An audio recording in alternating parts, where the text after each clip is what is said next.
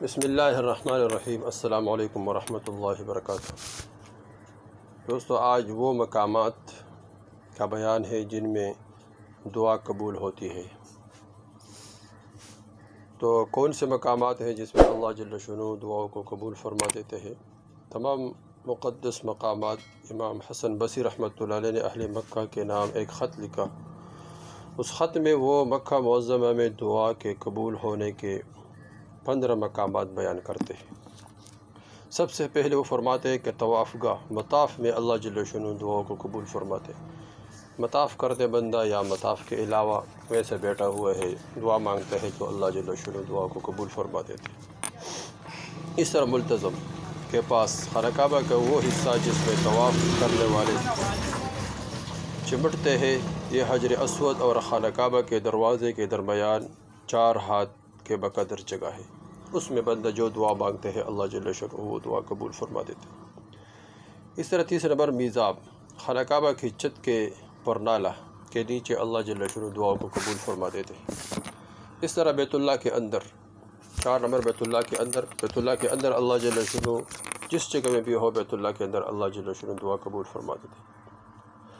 اور اسی طرح زمزم کے پاس، زمزم کا جو کنواں ہے اس کے پاس جو دعا مانگتے ہیں اللہ جل شانہ وہ دعا کو قبول فرماتے ہیں۔ اس طرح صفا اور مروہ کے پہاڑ، دونوں پہاڑوں کے درمیان بھی اور دونوں پہاڑوں کے اوپر اللہ جل شانہ دعا کو قبول فرماتے ہیں۔ اس طرح سعی کے درمیان، صفا اور مروہ کے درمیان دوڑنے کی جگہ میں جو مسعی ہے، سعی کی جگہ جو بندہ سعی کرتا ہے تو اس وقت جب بندہ جو دعا مانگتا ہے جو اللہ جل شانہ اس دعا کو قبول فرما دیتے ہیں۔ اس طرح 9 نمبر مقام ابراہیم کے پیچھے، مقام ابراہیم کے پیچھے جب بندہ طواف کرتا ہے تو مقام ابراہیم کے سامنے، پیچھے یا مقام ابراہیم کے قریب 2 رکعت نفل پڑھنا بھی ضروری ہے۔ تو اس وقت یا اس کے علاوہ کے وقت میں بندہ جو دعا مانگتا ہے اللہ جل شانہ مقام ابراہیم کے پیچھے دعا اللہ جل شانہ قبول فرما دیتے ہیں۔ اس طرح 10 نمبر میدان عرفات، جہاں 9 ذی الحجہ کو زوال کے بعد غروب تک ٹھہرتے ہیں اور یہی حج کی اصل رکن ہے۔ تو اس وقت بندہ جو دعا مانگتا ہے جو اللہ جل شانہ اس دعا کو قبول فرما دیتے ہیں۔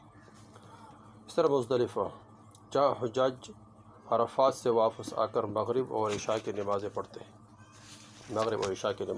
رات گزارتے ہیں، تو اس وقت جو آدمی جو بھی دعا مانگتا ہے تو اللہ جل شانہ اس دعا کو قبول فرما دیتے ہیں۔ اور اسی طرح مینا میں بھی اللہ جل شانہ دعاؤں کو قبول فرما دیتے ہیں۔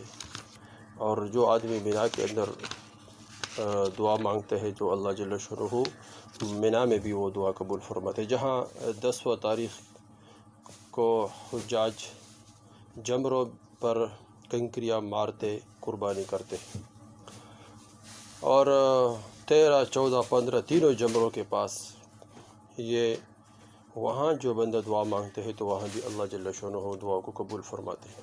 اس طرح امام جزیری رحمۃ اللہ فرماتے ہیں اگر نبی کریم صلی اللہ علیہ وسلم کے روضہ اقدس کے پاس دعا کو بندہ مانگتے ہے تو وہ دعا بھی قبول ہو جاتی ہے۔ تو اس طرح وہ فرماتے ہیں اگر وہاں دعا قبول نہ ہو تو اور کس جگہ دعا قبول ہوگی؟ حضور صلی اللہ علیہ وسلم کے روضے کے قریب بندہ جو بھی دعا مانگتے ہیں تو دعا قبول ہو جاتی ہے۔ اس طرح مسجد میں، ہر مسجد میں اللہ جل شانہ دعا کو قبول فرماتے ہیں، کیونکہ مسجد میں آنے والا وہ اللہ جل شانہ کا مہمان ہوتا ہے، اور مہمان کا ہر جو بھی مہمان میزبان سے مانگتا ہے تو مہمان کے لیے انتظام کیا جاتا ہے۔ تو ہر مسجد میں بندہ داخل ہوتے ہیں تو وہ اللہ جل شانہ کے مہمانی میں آتا ہے اور اللہ جل شانہ اس کا دعا قبول فرما دیتے ہیں۔ اس طرح جب بندہ اکیلے میں ہو، کوئی پہاڑ میں، کوئی دریا میں، اور یا کوئی انسان کوئی جنگل میں ہو، اس وقت بھی اللہ جل شانہ دعا کو قبول فرما دیتے ہیں۔ حدیث شریف میں آتا ہے جو آدمی ایسی جگہ پر 2 رکعت نوافل پڑھے کہ جہاں کسی نے اس کو نہیں دیکھا ہو، پھر اپنے گناہوں کی معافی مانگے، اللہ جل شانہ اس کو معاف فرما دیتے ہیں۔ تو معلوم ہوا اس حدیث کی روشنی میں کہ اللہ جل شانہ تنہائی بندہ جب ہوتا ہے تو اللہ جل شانہ وہ دعا کو بھی قبول فرما دیتے ہیں۔ تو یہ وہ مقامات ہو گئے جس وقت بھی اللہ جل شانہ سے دعا مانگے، ان مقامات میں اللہ جل شانہ ان مقامات میں وہ دعاؤں کو قبول فرما دیتے ہیں۔ تو اب اس کو خود سنیں تاکہ فائدہ ہو جائے۔ اور وہ مقامات ذہن نشین ہو جائے، اور اس طرح اس کو شیئر کرے تاکہ سب کو فائدہ ہو جائے اور سب اس سے فائدہ اٹھائے اور سب اللہ جل شان سے دعا مانگنے والے بن جائے۔